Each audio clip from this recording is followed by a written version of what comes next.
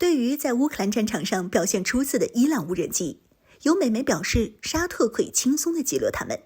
因为它有着购买在中国的激光武器。来看详细情况。Hello， 各位老铁，大家好，欢迎收看本期迷彩虎，我是虎妞。对于近期在乌克兰战场上表现出色的见证者136无人机，很多国家都拿它没有什么好的应对方法。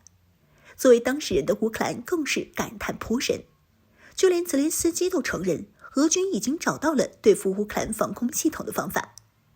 由于这种武器能够携带50公斤的战斗部发起自杀式袭击，所以在面对这种无人机袭来的时候，必须要进行拦截。如果不拦截的话，将会受到很大的破坏。特别是俄军用这些无人机炸的都是乌克兰的基础设施。现在乌克兰全国范围内的大停电就是这款无人机的功劳。虽然这种无人机低空低速飞行很容易拦截，但是它还有着一个最大的特点，便宜，只需要2-3万美元就能买上一架。而乌军的防空导弹都来自于北约，成本怎么说也得个几十万甚至是上百万美元。去拦截这种低成本的无人机实在是太亏本了。就在很多国家都是在想着将来面对这种武器该怎么应对的时候，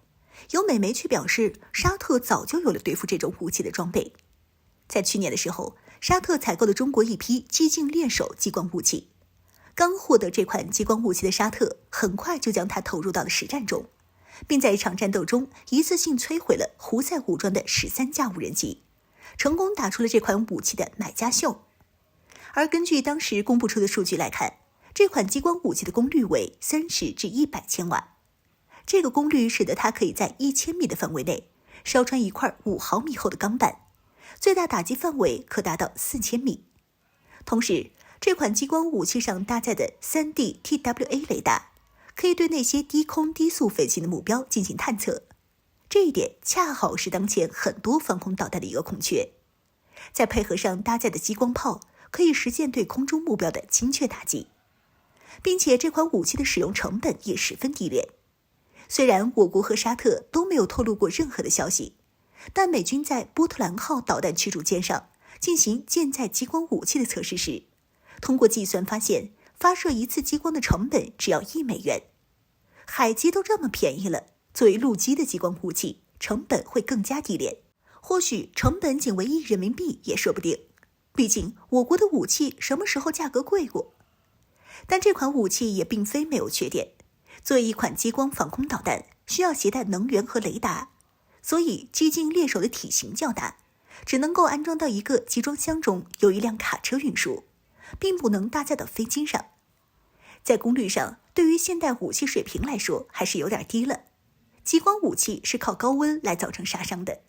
而功率越大，在短时间内产生的热量也就越多。一台激进猎手对一架无人机的打击时间大概是在6秒左右，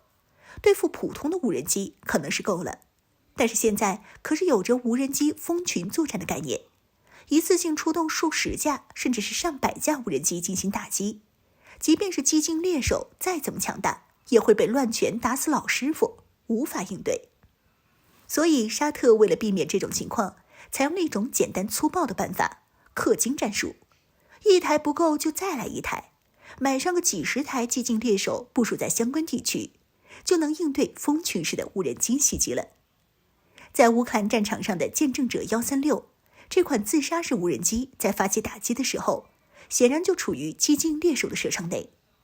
以之前网上流传出的见证者136在发起打击时的速度来看，根本躲不开激进猎手的拦截。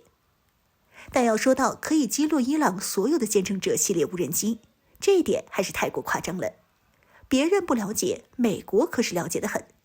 伊朗的见证者系列无人机起初就是用的美国 RQ-170隐身无人机为原型进行仿造的，而见证者136的仿制原型则是以色列的哈比无人机。在乌克兰战场上大发神威的见证者136，只是一款为了成本考虑而使用了大量民用产品的廉价产品，没什么先进性可言。但是伊朗可是有着多个不同的版本，最顶尖的版本可是有着隐身能力，并且还能挂载导弹进行远程打击。这种版本的无人机就不是现在的这款激进猎手可以对付的了，需要更强大的搭载了反隐身雷达的激光武器才行。但不管怎么样，美媒这次还是给我国的出口装备做了一次宣传，这可不是什么国家都能得到这个机会的。趁着这个机会，在本次的珠海航展上，我军将亮出更先进的激光武器。想必除了沙特之外，还会有很多国家都乐意购买中国制造的装备。